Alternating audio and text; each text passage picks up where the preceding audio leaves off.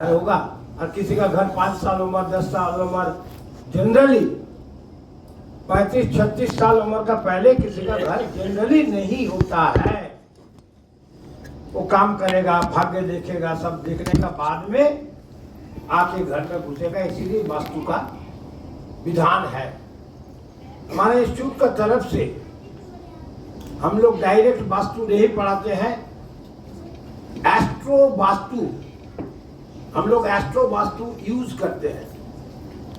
और इसलिए यूज करते हैं कि हमारा जो सर्टिफिकेट देने का सिस्टम है हम लोग वास्तु में नहीं देते, हम लोग एस्ट्रो वास्तु में देते हैं।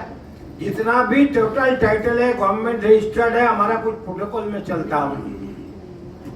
एस्ट्रो वास्तु का मेन उद्देश्य है कि वास्तु का हमको घर में रहना है तो पहले हम देखेंगे घर, उसके बाद देखेंगे परिवेश।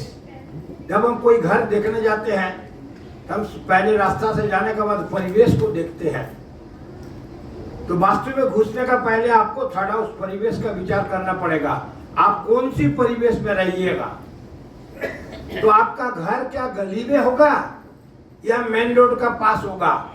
अगर गली में होगा तो कितना बड़ा गली में होगा, कहां पर होगा, उसके आमने सामने क्या रहेगा, तब जाके आपका वास्तु बने। कुंडली बता दे रहा आपको कहाँ रहना है। कुंडली जैसा बता रहा आपका भाग्य कैसे खिलेगा, वैसी कुंडली आपको बता देगा आपको कहाँ रहना है, किस जगह में रहना है। जैसा सूत्र, ज्योतिष सूत्र बोलता है कि अगर थर्ड हाउस में सूर्य रहेगा तो इन लोग का नॉइजी नेबर रहता है। अब नॉइजी नेबर रहता है, हम जाके दलमा पहाड़ में रहना शुरू किया तो मेरा कुंडली एक्टिवेट नहीं होगा, एक्टिवेशन नहीं होगा, काम नहीं करेगा। मेरे को ऐसा जगह में रहना है जहाँ थोड़ा नॉइजी एरिया है। सूर्य साइड में विद्यालय होगा, सूर्य साइड में मंदिर होगा, तो आपका घर वो सब जगह में होने से आपका कुंडली का उत्थान में सुविधा होगा। अब जाके दलमा में रह जाइएगा, वहाँ पशु लोग हैं, वहाँ तो कोई मानव नहीं है। मंदिर हो सकता है एक ठो, लेकिन कभी कभार वहां जाता, दलमा में रोज नहीं जाता आदमी। तो मंदिर मतलब रोज जो जहां पर पूजा उपासना किया जाता है वैसा अगल बगल में घर होना चाहिए। हर ग्रह को ऐसी करके आपको देखना पड़ेगा आपके कुंडली में कैसा है, नंबर 1। नंबर 2 कि जो ग्रह आपका कुंडली में सबसे बलवान है, बलवान 2 प्रकार का होता है, शुभ रूप से बलवान, अशुभ रूप से बलवान। जो ग्रह आपका कुंडली में शुभ बलवान हो गया, कैसा, हमें एक उदाहरण दे रहा। सूत्र बोलता है चंद्रमा का तृतीय, चंद्रमा का जो नक्षत्र है उसका तीसरा नक्षत्र में बृहस्पति बकरी रहने से विशेष राजयोग मिलेगा। अब तुला लगन है, 3rd लॉर्ड 6th लॉर्ड है, मारक हो गया। तुला लगन के लिए शुक्र का घर है तो बृहस्पति ऑटोमेटिकली उसका एंटी चलेगा। भगवान ने ऐसा कुंडली बना के भेजा कि बृहस्पति को डाल दिया बकरी करके वहां पर, ताकि चंद्रमा का तीसरा नक्षत्र पड़े तब इसको राजयोग मिल पाएगा। कुंडली बनाई नहीं जाती है, कुंडली बन के आती है।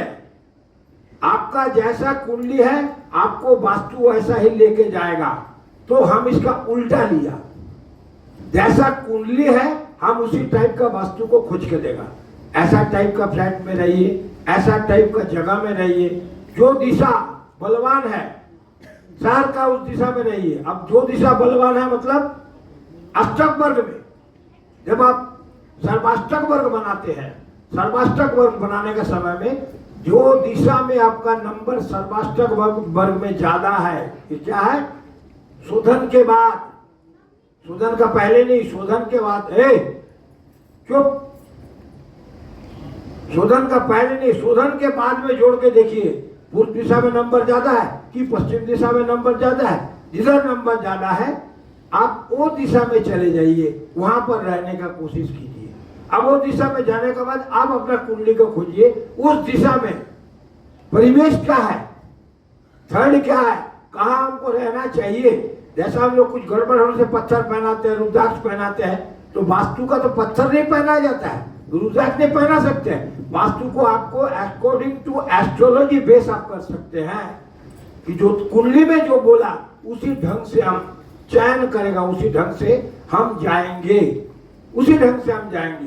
ये जब अभी कुछ देर पहले राजेश भारती बोले कि गड्ढा खोदिए पानी डालिए, सरसरा के अगर पानी चला गया भूख है। क्यों? खुदा त्वं सर्वभूतानां, तू ही खुदा है सर्वभूत का, वहां खुदा ज्यादा है उस जमीन में, इसलिए आप बसेंगे तो आपके अंदर में भूख ज्यादा देगा। भूख मतलब ये भूख ज्यादा होगा, भूख ज्ञान का भी हो सकता है, भूख भोजन का भी हो सकता है, भूख लोभ का भी हो सकता है। अगर आपके कुंडली में लोभ का प्रकोप ज्यादा है तब आपको डिस्टर्ब करेगा वो वाला घर। अगर ज्ञान का भूख ज्यादा है तो आपको घर, वो जगह में घर डिस्टर्ब नहीं करेगा, क्योंकि उसके अंदर में ज्ञान का खुदा है, वो ज्ञान को लेगा, ज्ञान को संचार करेगा।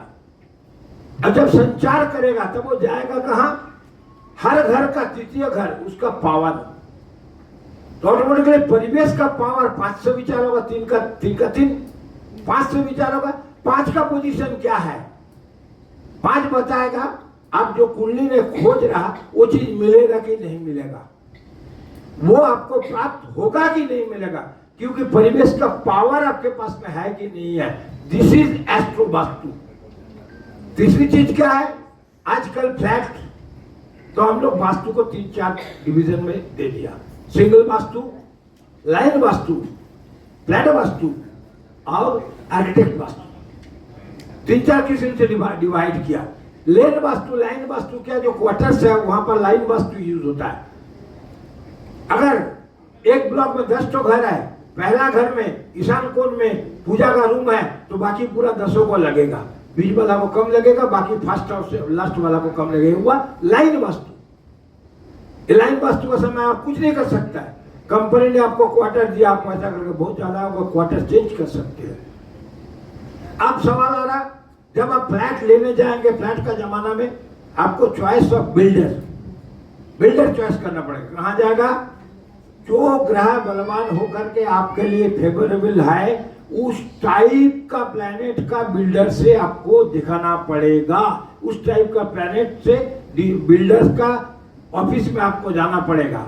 अब आप घुस गए उसका बिल्डर का ऑफिस में, अब आपको देखना है आपका जो चाहत है, आपका जो चाहत है मतलब 4 का 3, 4 हम क्या देखने आए? वास्तु, घर खोजने आए। 4 से 4 का 3 मतलब 6 प्लॉट। आपका जो चाहत है, क्या ये बिल्डर का ऑफिस वैसे है, जो ग्रह है उसके मुताबिक ऑफिस है, तो उस बिल्डर को आप चॉइस कीजिए। बिल्डर का चेहरा आपका ग्रह बताएगा कि बिल्डर का कैसा चेहरा होना चाहिए। 4 का 3 उसके बिल्डर का चेहरा में चला जाइए। अब आइए बिल्डर का फ्यूचर, 4 का 5 बिल्डर का, इस बिल्डर का फ्यूचर क्या है, कैसे क्या करने से इस बिल्डर का फ्यूचर होगा। अगर आपको ये तब देखे ठीक लगा, अब अपनी कुंडली से मिलाइए, ये कितना दूर तक मेरे लिए पॉजिटिव होगा, मेरे लिए कितना दूर तक पॉजिटिविटी देगा, ये विचार करके आना पड़ेगा। अब आपको देखना पड़ेगा कि कोई बोलता है